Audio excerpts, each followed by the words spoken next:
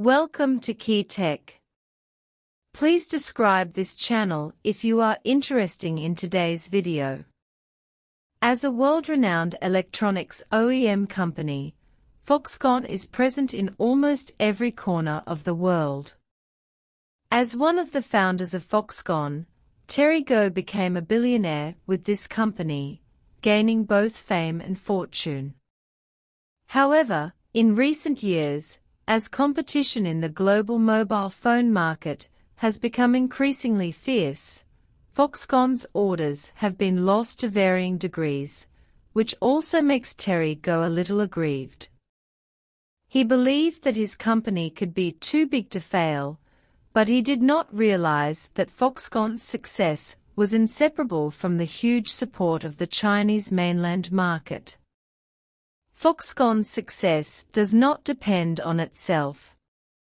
The reason why Foxconn can achieve such brilliant results on a global scale is inseparable from the golden brand of mainland China.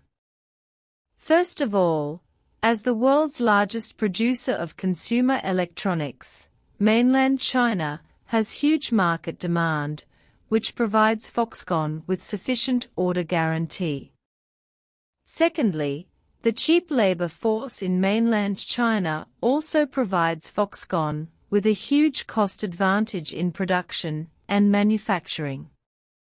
Coupled with a series of supportive policies from the Chinese mainland government, these have provided strong support for Foxconn's development in mainland China. However, in the face of all this, Gou seems a little proud and arrogant.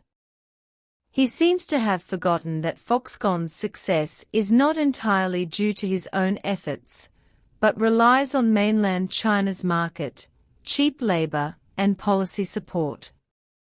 On the contrary, he does not take Foxconn's tax evasion and land abuse seriously in mainland China, and even claims that his company can be too big to fail. Such an attitude is naturally difficult to gain sufficient understanding and support. Foxconn's success is not isolated, but relies on the huge support of the Chinese mainland market. As the world's largest producer of consumer electronics, mainland China's sufficient market demand has given Foxconn considerable orders, providing a solid foundation for the company's development.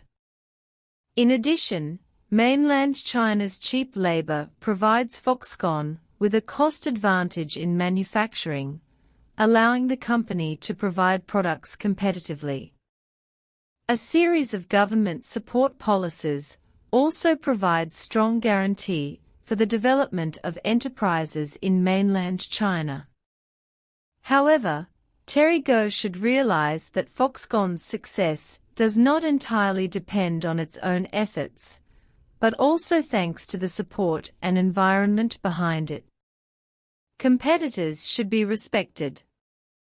When Foxconn's orders were lost to a certain extent, Gou chose not to reflect on his own problems, but began to complain and blame the external environment, believing that this was the result of other competitors' unscrupulous tactics. Especially when some domestic mobile phone manufacturers began to turn to BYD for OEM production, Terry Gou felt great dissatisfaction and anger, believing that this was completely unfair competition.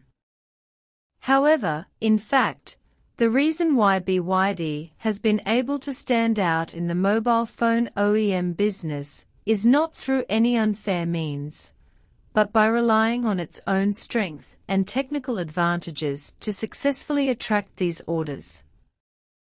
In contrast, Foxconn seems a bit self-aggrandizing.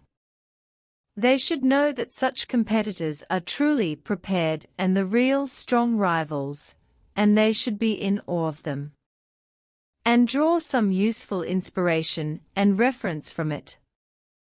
When Foxconn encountered a loss of orders, Terry Gou's reaction was to blame competitors for their unscrupulous tactics. Especially when some domestic mobile phone manufacturers began to choose BYD as their OEM, he angrily complained that this was unfair competition. However, in fact, BYD was able to successfully attract these orders not by relying on unfair means, but by relying on its own strength and technological advantages.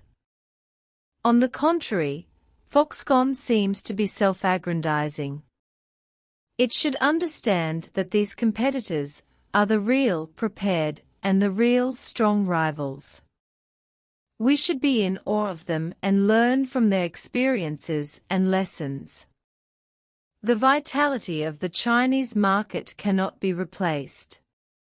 Faced with the loss of orders, Foxconn's approach is to transfer production lines to Vietnam, India and other places in an attempt to cling to the thigh of the United States, believing that this can effectively avoid some trade risks. However, they ignored a very important issue, that is, the vitality and potential of the Chinese mainland market cannot be replaced by any other market. At present, mainland China has gradually emerged as the world's largest consumer market.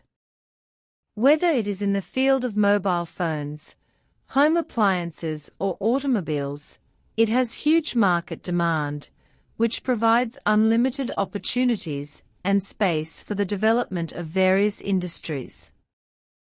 If Foxconn can look at all this more rationally, re-examine its development strategy, and make full use of the golden brand of mainland China, I believe there will be more development opportunities and a better future.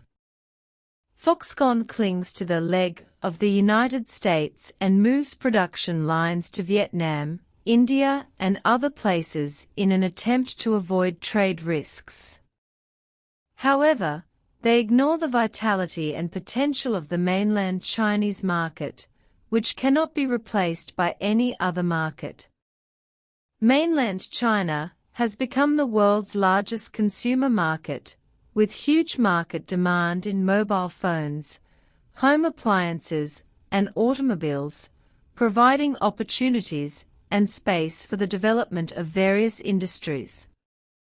If Foxconn can look at all this rationally, re-examine its development strategy, and make full use of the golden brand of mainland China, I believe it will get more development opportunities and embrace a better future. Foxconn's success comes from the support of the Chinese mainland market and the hard work of all employees.